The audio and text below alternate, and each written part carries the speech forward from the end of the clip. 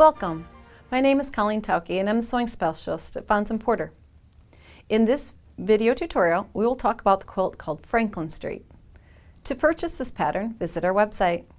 Okay, in this pattern we're going to use 2.5-inch strips, and we're going to use 5-inch squares and a collection of 4 different light fabrics that you'll notice in the background of this quilt kind of go from a tan to a taupe to a cream, back and forth. It's a great combination instead of having to use all of one background fabric. Okay, so we're going to start by going through our pattern, and it's going to tell us to cut increments off of our strip sets, and so we're going to cut rectangles like this. And from our assorted background fabrics, we're also going to cut rectangles like this. And what we're going to do, this is just 1/4 of the block, but we're going to talk about its construction because it's vital then to making the entire quilt.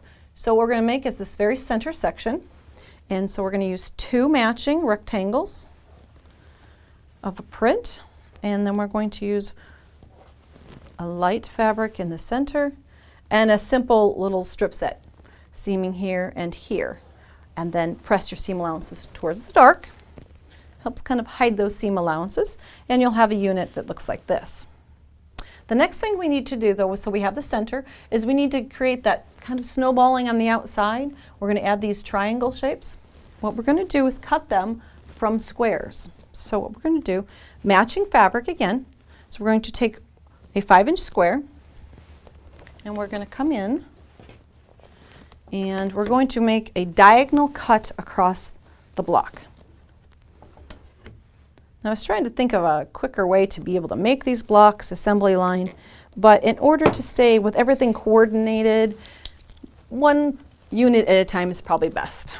So now we've cut the 5-inch square in half, and we're going to attach it. Let's orient this to this part of the unit so you know exactly what it looks like. We're going to place this one here and this one on the far end.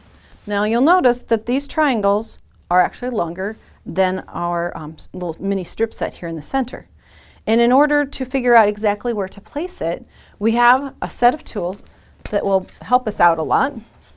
They are the triangle trimmers that are created by Fons & Porter. There's a pink and a blue that come in the same packages. You get 2 of them at once.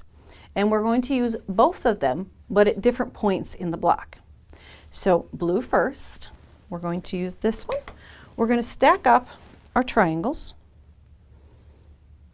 Get them aligned, one on top of the other.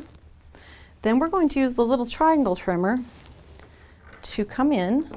We're going to, on the trimmer itself, you'll notice that there's an actual diagram that will help you determine how the triangle that you're trimming goes onto the block. It's great. The directions never get lost. They're printed right on there. And the diagonal here, this is a right angle, the diagonal is the one we're going to line up with the diagonal we cut our triangles into. We're going to slide that all the way into this, all the way into the corner till the cut edge here matches the template, and the same here. And then we're just going to come in and just take off the triangle on the end. Oops.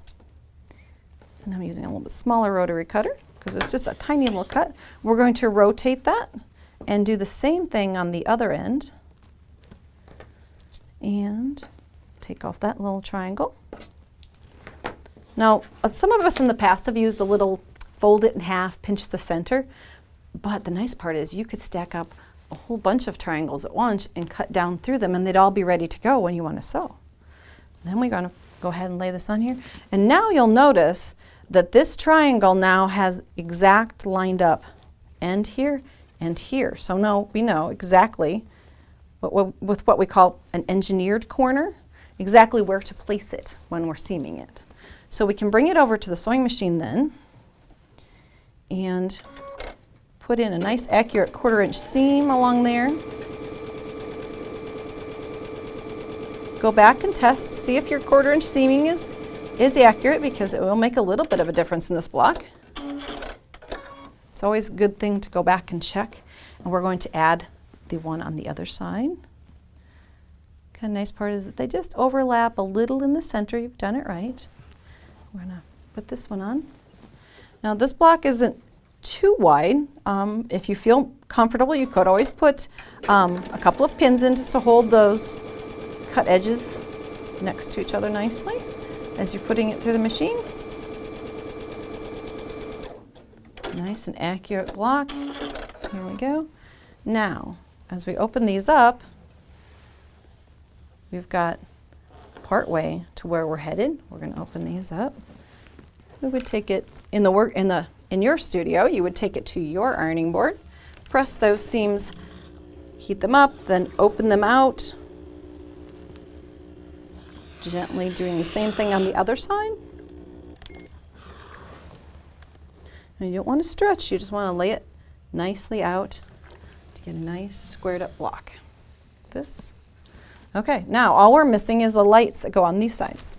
Same exact thing again. You're going to take the 5-inch square of the light background fabric, you're going to cut it diagonally in half. And then you're going to take triangle trimmers. This time we're going to set aside the blue and we're going to use the pink. The angle now has changed out here. It's not a right angle anymore. So that's where the pink one comes in and will help us. And you could then, again, stack up all of your background light triangles and cut down through an entire stack of them, taking off just that little tip. Doing the same thing again. Drive it all the way into the corner. Lining up cut edges along the little tool and take off that little triangle there too. Now, when we lay them on there, they will fit perfectly aligned at this unusual angle that we've created by joining triangles to squares. Again, seaming right along here. Heat set that, press it open, and you'll have this unit for our project. So blue first, then you get warmed up and it's pink. So those are the steps for using the triangle trimmer. Now this is only, I said, 1/4 of the block. So what we need to do then is to join it with 3 others. And this is where you get to have fun putting the different prints and patterns in different places. And you will join together 2 blocks here, 2 here, and then join rows for a block. And this quilt requires 25 of these combinations to create the quilt you see behind you, Franklin Street. For more of our video tutorials, visit our website. Thanks for joining me in the studio today.